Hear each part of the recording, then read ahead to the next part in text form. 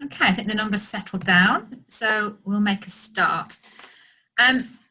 So good morning, ladies and gentlemen, and thank you for joining us for our very first Oakmere webinar. Please do bear with us. It's the first time we've done this, and we are just getting to grips with the software, so there may be a couple of times that you see me looking very confused and I have no idea what I'm doing, so please just hold fire with us. I'd also like to let you know that whilst you can see me and a couple of my colleagues, we can't see you. And you're you're all on mute, so we can't hear you either. There is a chat facility at the bottom if you do want to chat, and also there's also a Q&A facility. So you'll see at the bottom of your screen there is a box that says Q&A. If you do want to ask a question today, just click the icon, type in your question. We'll try and answer them throughout the webinar, but we might not be able to answer them all. Do be assured that if we don't answer your question, we will come back to you afterwards and answer that question for you.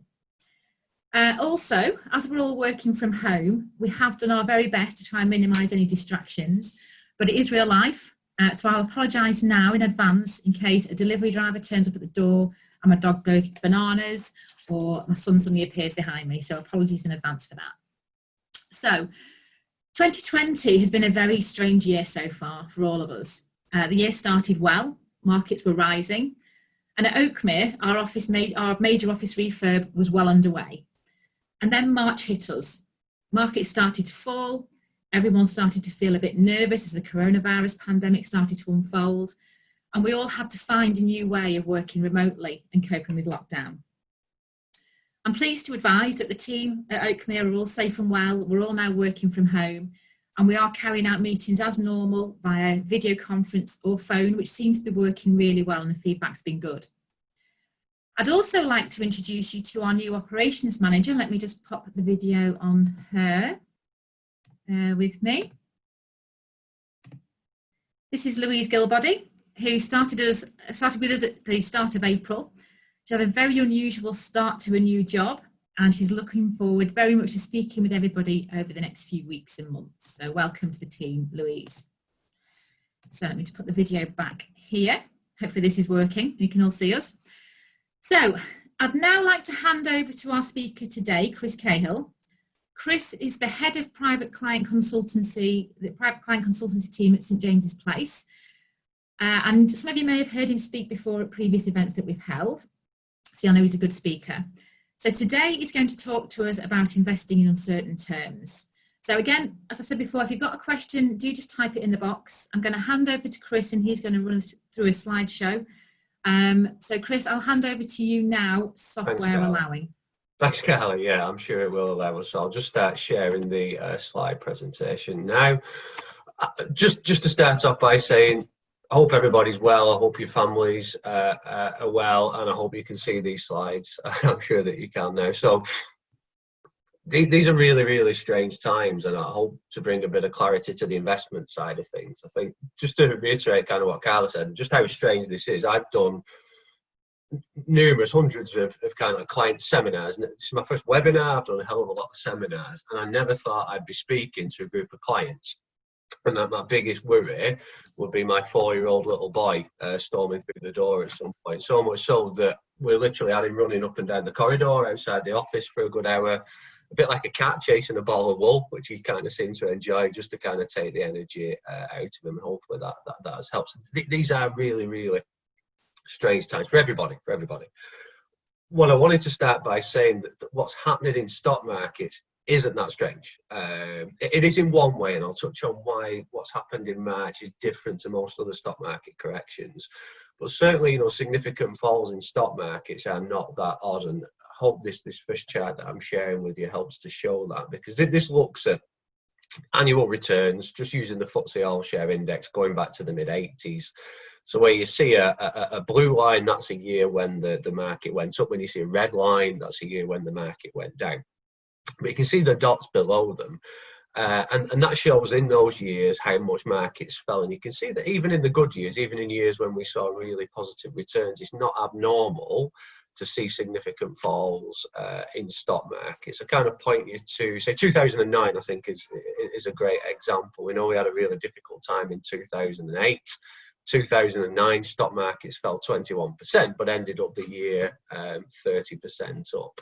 1987 is a fantastic example as well, because stock markets fell 35% and fell really rapidly, 35% in a similar situation to what we've had this year.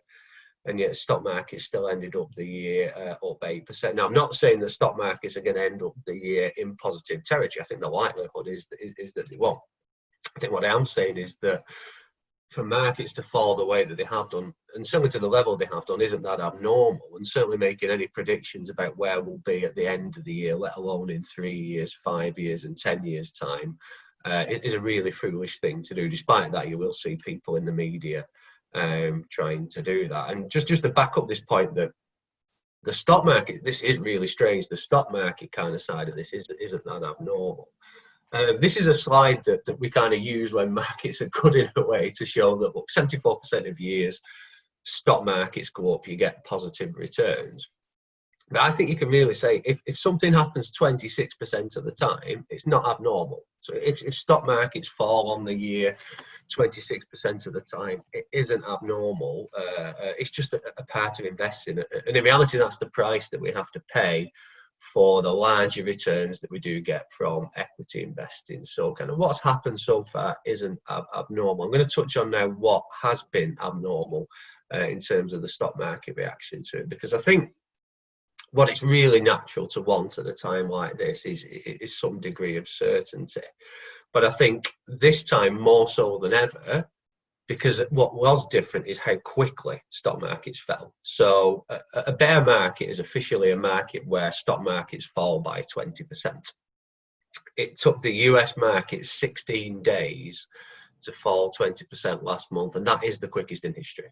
So if you go back to 87, which some of you may well remember as another time of really rapid stock market falls, that took 30 days. So it was twice as quick pretty much. And all of us will remember 2008, and that was a really scary time, but it took the US market 188 days to fall by 20% as opposed to 16. So I think that's why, particularly in the early parts of March, a lot of clients were really kind of unnerved. And I did hear one question which I've never been asked before, and I heard it a few times, which was around what if this ends up being worth nothing. So you think about, I've got a portfolio of investments. I've never had a client say to me, well, what if this ends up being worth nothing? But I think it's easy to figure out why they felt that way, because if stock markets were falling 7, 8, 9% a day, as we were kind of seeing, you can then do the maths and think, well, it doesn't take that many days to this to kind of shrink to zero. And I think the main thing to do in an environment like that is try and give some certainty that isn't going to happen, because what you're genuinely investing in when you invest in a portfolio, not just St James's Place, but most mutual funds, you're investing in companies, or you're lending money to companies. If you're investing in bonds, you're essentially lending money to companies. And most of the companies that you're investing in and you're lending your money to are big multinational companies. And I just took this top 10 holdings from just one fund, or International Equity Fund. It's one of our larger funds, but it shows you the companies that you're actually invested in. And I think, in terms of giving certainty, I can't give any certainty. None of us can, about where markets will be in a month, in 3 months, or even a year. I think if you look at those names, though, I think you can have some certainty that they're still going to be there in that time. Those companies are still going to be there. And you know what? They're still going to be making products and services that we want to buy. And human beings are still going to want to spend money and buy things. And they will have an intrinsic value that's going to be there in a month's time, 3 months' time, a year's time, and certainly a longer term into the future. And I think when you break it down, your investments they're not a line on a screen or a number on a wealth account. The companies, that's essentially what they are. And you can have some certainty that these really good companies are going to be there on the other side of what is happening. Now, one area where it's natural to want a bit of certainty to is, okay, well, I get that. In the long run, my investments will be worth more. How long might it take to recover? And you'll see a lot of speculation in the press about this. And this is just one thing that we picked out from Goldman Sachs, because there's essentially 3 types of bear market. There's something called a structural bear market, such as 2008 was a structural bear market, a cyclical bear market, and an event-driven bear market. And this is certainly an event-driven bear market. It's the pandemic that is causing the falls in the market rather than anything structurally wrong with the global economy. Now, historically, event-driven markets have tended to be kind of short and sharp.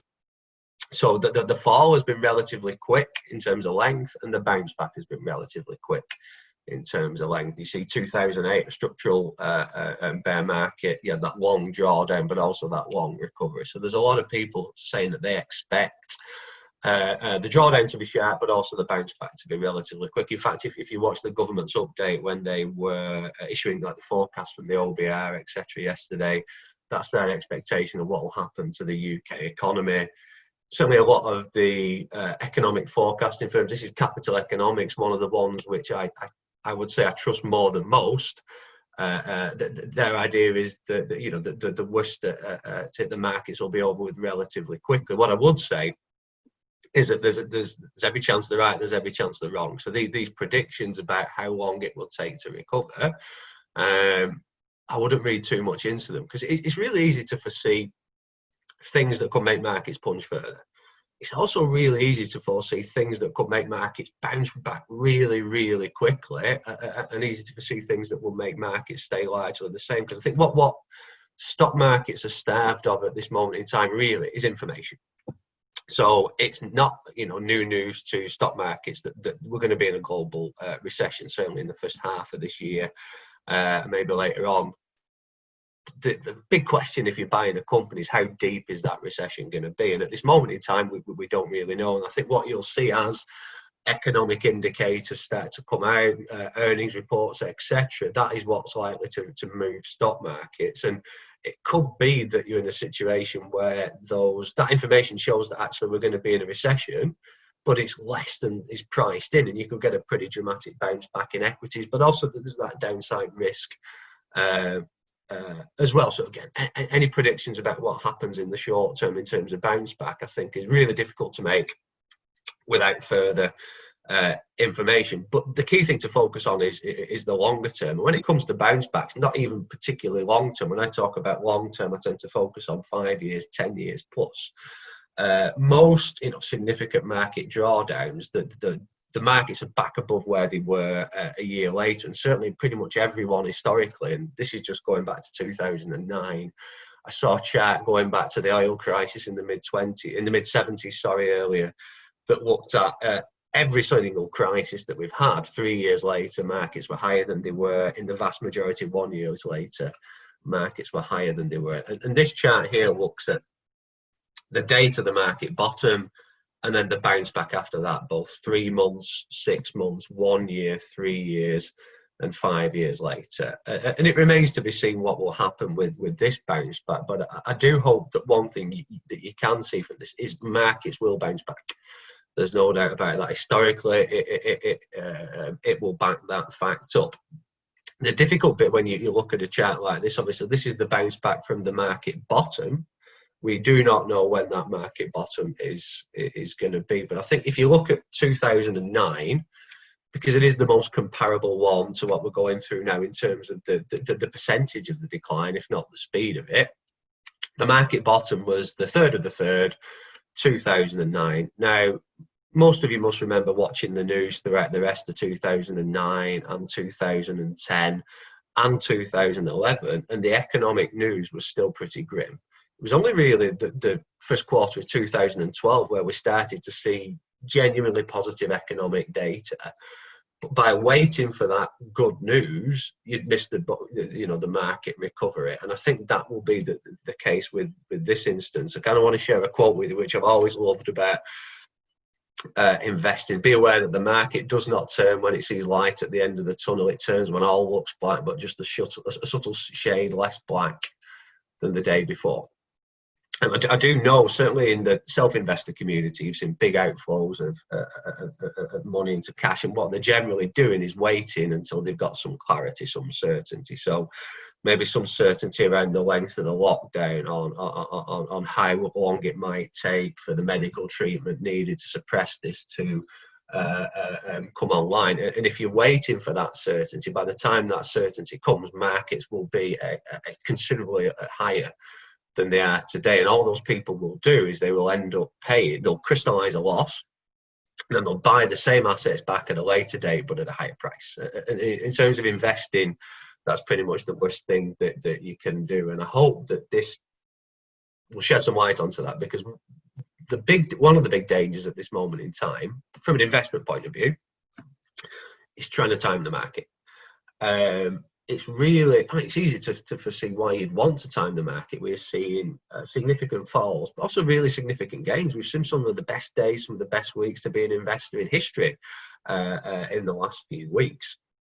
This looks at if you invested £100,000 20 years ago, what it will be worth now. And £100,000 in the FTSE All-Share Index 20 years ago will be worth 256,000. That's despite the fact that if you go back 20 years from today, or certainly 20 years from when this started, which would be New Year's Eve 1999, you invested pretty much exactly before the dot-com bubble burst. So think about this £100,000.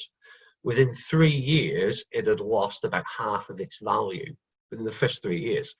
It had a recovery, and then in the middle of it, you had the 2008 financial crisis. You probably couldn't have timed an investment worse than this, and yet you still had a return of 256,000 on your initial 100,000. But just look at the difference it makes if you miss the best 10 days, the best 20 days, the best 30 days, or the best 40 days. So just individual days in that 20-year period to be an investor.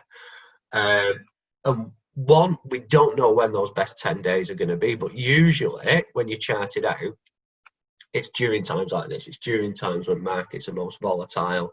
And this has been no different. We saw really significant falls in the early part of this, and you certainly not, particularly in St James's Place, but elsewhere, clients come out of the market and they missed that bounce back. We've had, a fantastic a few weeks for investment returns on the whole, if you take the big falls at the beginning out of it.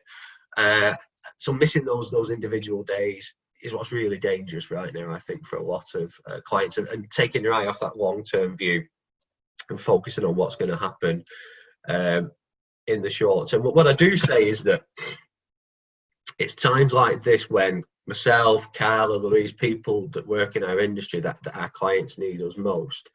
And I was having a conversation with believe it or not, via technology, with a sheep farmer in Scotland that's a client of ours, and he was talking to me, and he was a fairly inexperienced investor. This was the first big crisis he'd been through, and we were just offering him reassurance more than anything, and he was very grateful. And one of the things he said was, I know how busy you guys will be right now. And it's right, people in our industry are very, very busy right now. But earning our money, this is when I think you really need your advisor to step up, because, when markets are going up and up like they largely have for the last 11 years, it's fairly easy to be an investor. It's difficult to be an investor at times like this when you see your money falling, and that's where advisors really come in. I mentioned earlier, if you look at the withdrawals from the self-investor community, they're huge, and I have absolutely no doubt these people will regret those falls and those withdrawals in the future, because they're going to miss out on growth. So speaking to your advisors is key. I was really pleased when Carla and Louise both proactively reached out to me, because they wanted to reach out to the clients to provide information to their clients, and I know it's central to how they run their business. But I think one of the interesting things you see about financial advice during times like this, often the advice is to do nothing. And that sounds like a really strange thing to say when we're in periods like this. But often the best thing to do, not always, but often, is to stick to the plan. So, you'll have worked with Carla over a number of years based on using your money to reach your financial goals in the future. And if those goals haven't changed, your personal circumstances haven't changed, usually the right thing to do is nothing. It's to kind of stick to that plan. Now, that can be really, really difficult to do, doing nothing in a stressful, a difficult scenario. And I'm going to give you an example of how difficult it is to do nothing in a stressful and difficult scenario through penalties. So they've done a lot of studies around penalties where strikers or whoever takes the penalty kick places them, and the odds of a goalkeeper saving that penalty if they dive to the left, if they dive to the right, or if they just stand in the middle. Okay. Now, if you dive to either side, a goalkeeper's got a roughly 18% chance of saving a penalty. If they just stand still, statistically, a goalkeeper has got a 33% chance of saving a penalty. It's like twice the odds. When was the last time you saw a goalkeeper stand still at a penalty? This penalty is a stressful situation. Imagine a last-minute penalty in a cup final, and a goalkeeper stands still and does nothing. It just wouldn't happen. One, because I think as fans would look at that goalkeeper and think, what are they doing? And the goalkeeper would think the same. There's a human instinct driven into us called activity bias, where we think that doing something will lead to a more positive outcome than doing nothing. And sometimes that is the right course of action, but often, particularly with investing, doing nothing, i.e. just sticking to the long-term plan, sticking to the plan that you put in place in the first place is the right thing to do. It's a difficult thing to do, which is why I think people like Carla and Louise are so important, just to talk to you and help you to do that and help you to keep your eye on that long-term prize. And I hope this is going to give you some comfort about that long-term, because this is a chart that I saw for the first time just a few weeks ago, really. And it looks, if you look at the vertical axis, that is every year since 1985 you could have invested in. And then the horizontal axis looks at the year that you disinvested. So if you see that diagonal line that's going down the middle, and there's lots and lots and lots of different colours, that's all of essentially the 1 year investment returns you could have got for just investing for 1 year since the mid-80s. Now, I'd always make the argument, I'm sure Carla would do the same, that if you're putting money into an investment for 1 year, you're not investing. It's not investing, it's speculating. And this shows that, because when you see the dark red colours, that is a really bad year for the market. That's where you saw significant falls. The dark blue colours show you he had a fantastic year as an investor. Now, the light blue colours kind of when you had, say, like a 6, 7, 8, 9, 10% investment return. And you see that first line, there's lots and lots of colours everywhere. And it is difficult to predict what's going to happen to an investment over a short-term period. But I think as you go further to the right, as you go further up, I hope what you see is that the colours are all the same. Stock market returns are remarkably predictable. And this proves that as long as you stay invested for the long term. In the short term, they are amazingly unpredictable, but sentiment tends to drive them in the short term. In the long term, it's economic performance that tends to drive them. And in the long term, that tends to be relatively predictable, hence those really predictable long-term investment returns. The biggest risk, and the only thing that can kind of change that odds of making money from your investment, is a human being. And particularly at times like this, and it is, I feel exactly the same. It's really human when you see your money falling, to get scared, to want to do something, to want to run for safety. And I'll be honest with you, our fund managers, when we speak to them, they're human beings, and one of the things we look for is behavioural controls that they put in place to stop them from doing that, to allow them to make rational long-term investment decisions. You think about the job of a fund manager at this moment in time, it's to buy companies at good prices, hold them for the long term to make money. A lot of them are just seeing opportunity right now, because the price you pay for the asset will have a big impact on its return in the long term. And the other thing I'd probably remind you of is just that we're not just investing in stock markets at St James's Place. Carla isn't just investing her clients' money in stock market trackers. We're investing them in a much more diversified way.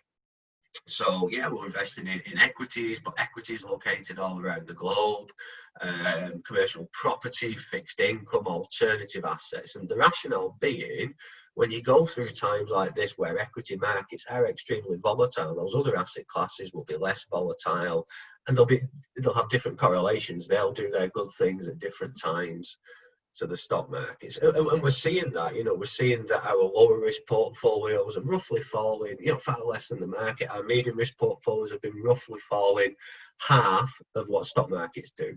And that's what we want to do for our clients. It's not just investing in blindly in stock markets, it's investing in risk control portfolios which give you appropriate returns for the level of risk you want to tolerate.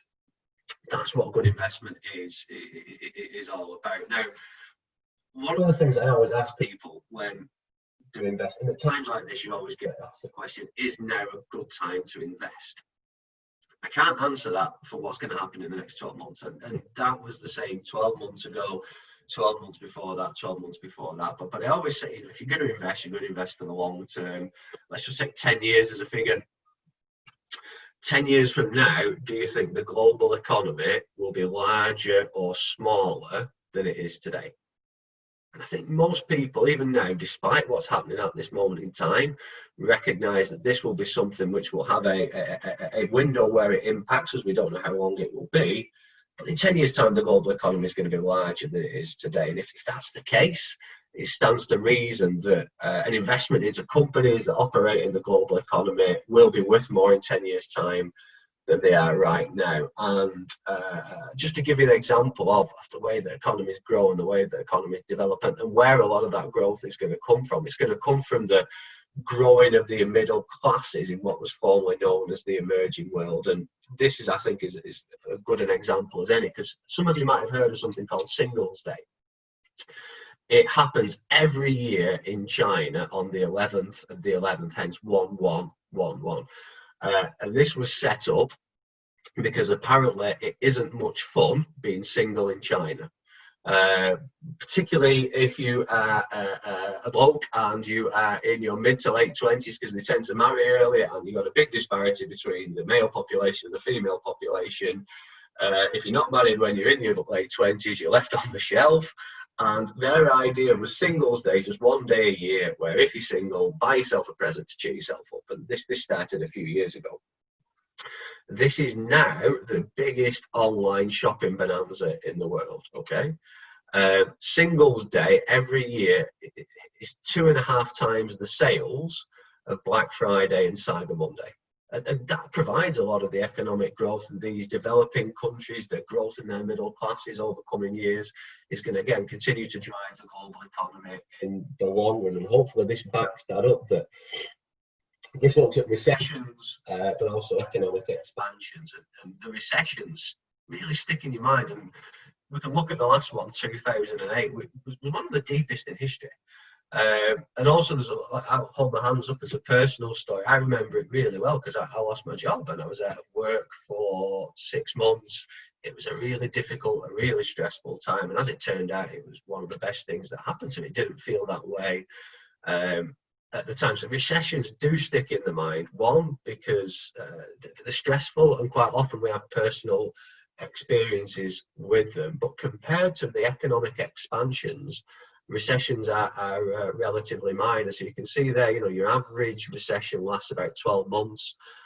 You'll have a GDP contraction of about 1.6%, about 2 million jobs lost. Your average economic expansion is 72 months. The GDP growth is 23.4%, and you'll have about 12 million jobs added. And recessions are an absolute, it's not confirmed yet, but it's undoubtable that we will be in a recession when the economic data comes through.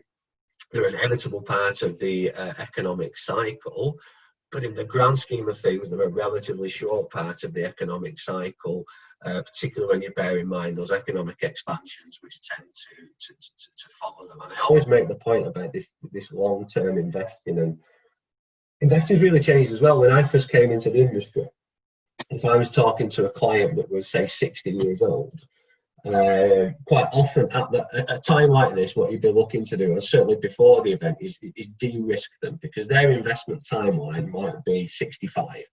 At 65, they might stop being an investor, because what they were going to do is convert that investment into an annuity.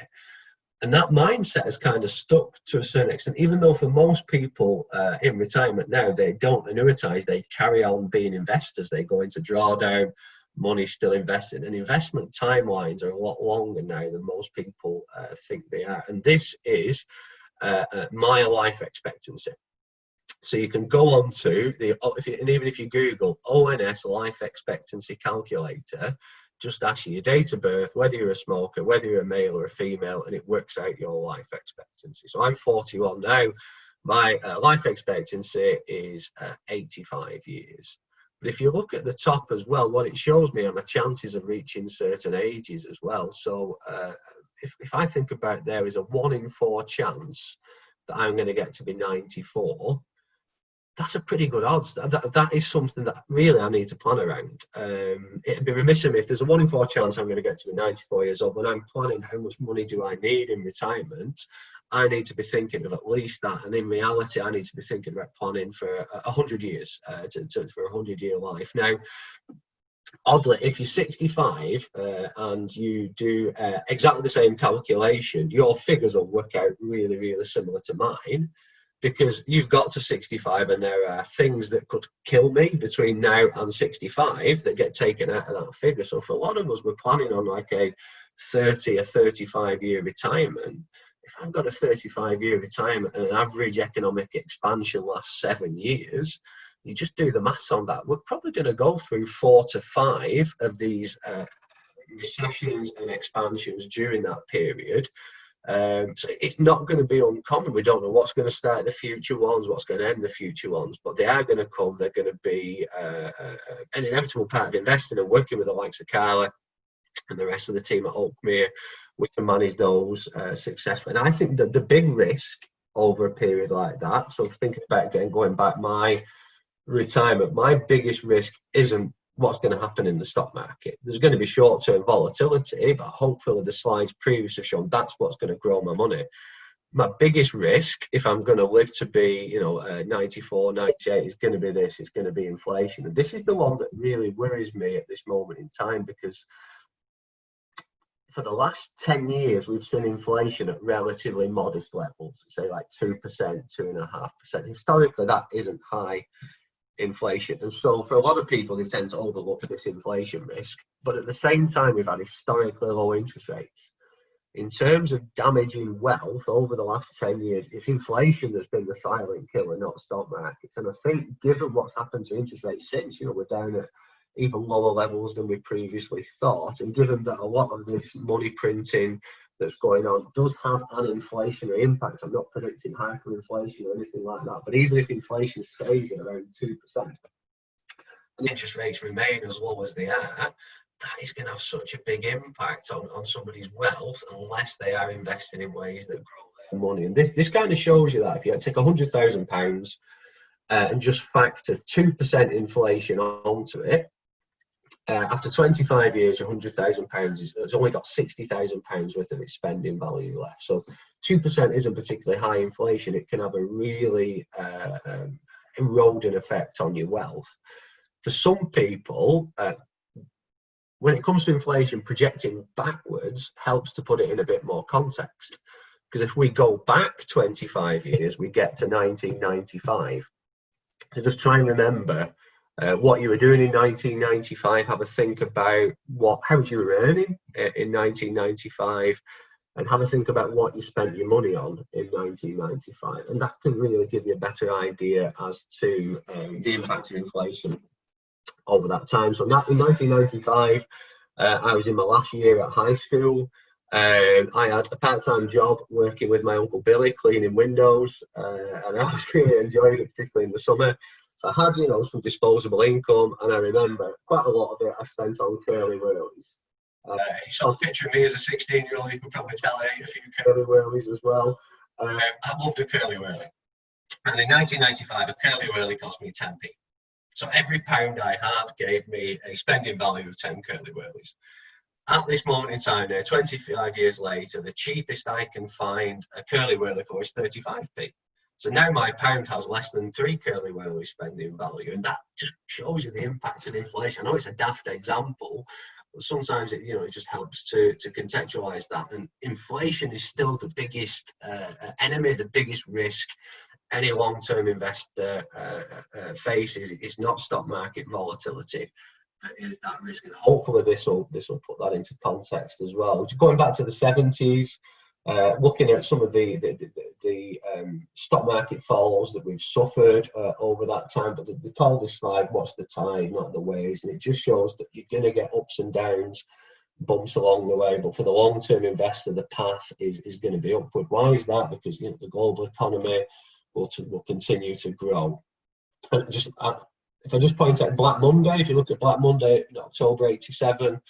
Only pointing that one out because it's, again, this is a prediction. This might not work out being the case, but most commentators think what we're going through now will end up looking like that. That'll kind of like be the shape of the fall and the shape of recovery. But focusing on those little things, it doesn't particularly serve you well. It's focusing on that long term. What we're going through now for a 30-year plus investor, even a 10-year, 5-year investor, it is a relatively short period. It's a scary period. It's an uncomfortable period, which is why it's important to have somebody such as Carla who reaches out to you, who will talk to you, and do feel free to communicate with them, because this is where we really add value to our clients. Keeping your eye on that long term is without a doubt the most important thing to be doing in a market environment like this. One of the other things, I was on a conference call with our team the other day. We can't be the only company looking at this. A lot of businesses now are figuring out ways that they work now that are a lot more effective and a lot more efficient and a lot cheaper than what they did previously. And what a lot of businesses are focusing on is, what are we doing now that when we come out of the other end of this, we want to carry on doing? And you're going to see that businesses will use this as a way of making efficiency savings. Now, there are businesses that will suffer from this, there's no doubt. There are businesses that will go out of business because of what we're going through now, there's no doubt about that. There are businesses that will flourish, and there are businesses that will take the learnings from this and improve themselves. But with a well-diversified portfolio of hundreds and hundreds of businesses, as you would get through an investment through St James's Place, most of the multinationals with multiple markets, multiple product channels, that risk of failure is really, really low. Just put faith in humanity's ability to, one, overcome situations, but I can't remember the exact wording somebody said the other day, but put faith in humanity's desire to want to buy stuff from one another as well. That's going to mean, in the long run, the economy is going to grow. But don't forget the financial planning. Obviously, at a moment like this, it's probably important to focus on the financial planning side of it. Don't forget that it's on the investment planning side of it. Don't forget the financial planning is really important as well. Just to give you an example, what if we, as I'm speaking now, you say you check on the phone what's happening to stock markets today, and they've fallen by 40%. So stock markets have fallen by 40% today.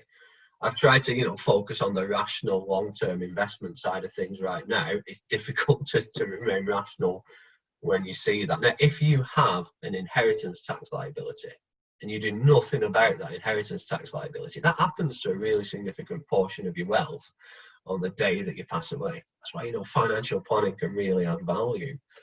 What if you could buy the FTSE 100 at a 40% discount today? What if it was being priced at 40% lower?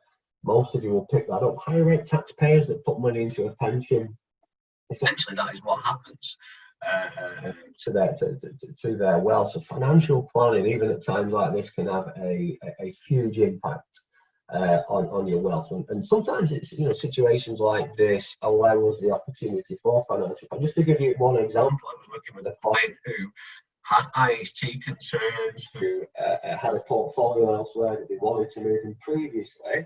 The capital gains liabilities on it probably made it not worthwhile, even though where it wasn't IST efficient. The market falls now mean that they can move that portfolio without a capital gains tax liability, but also crucially move it into an environment called a loan plan, where when the stock market bounce back comes, and it will come, that bounce back is outside of their estate for inheritance tax purposes. So there are financial planning opportunities opened up by the market that we're in at the moment, that it might well be worth talking with Carla about. But I always think good financial planning comes down to this. What do you want from life?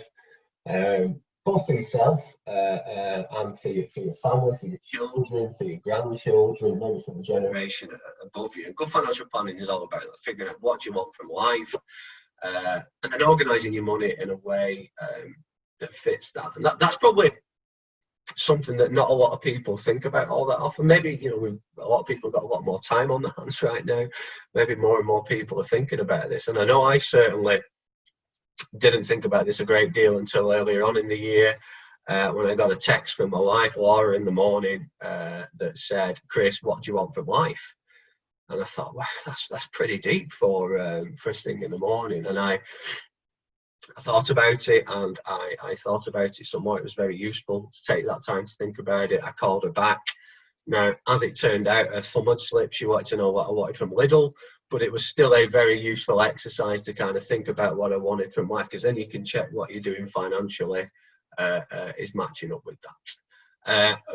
And that's it for me. I hope it's given some clarity on what's going on at this moment in time, and certainly given some clarity around, you know, what we can predict, what we can't predict. None of us can predict what's going to happen, certainly in the next few months. But I think the key thing is just to stay invested, stick to the long-term plan, work with somebody like Carla to make sure that you're appropriately invested for the long term, that your financial planning is in order, that any opportunities that are being opened up by what's going on at the moment in time, that you take advantage of them.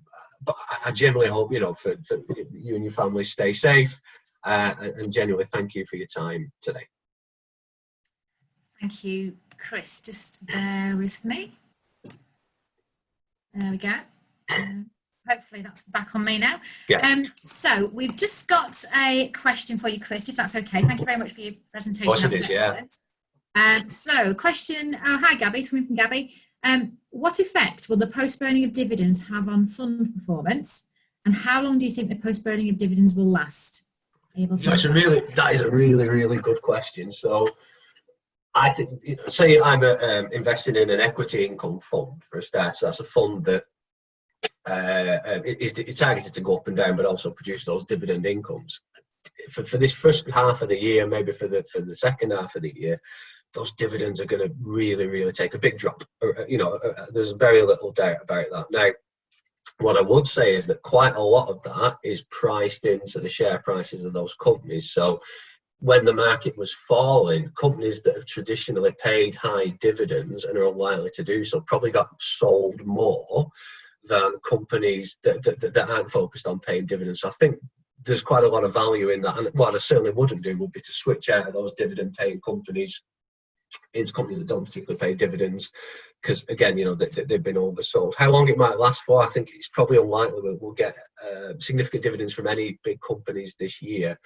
And whether what the same happens next year or not remains to be seen. I'd imagine next year you'll start to see the reintroduction of dividends in some companies, maybe later on this year. I think the key thing that we focus on as investors, think about our fund managers, one of the things that they really focus on when they're investing in a company is how good is the management of that company. They spend a lot of time working with the management of those companies.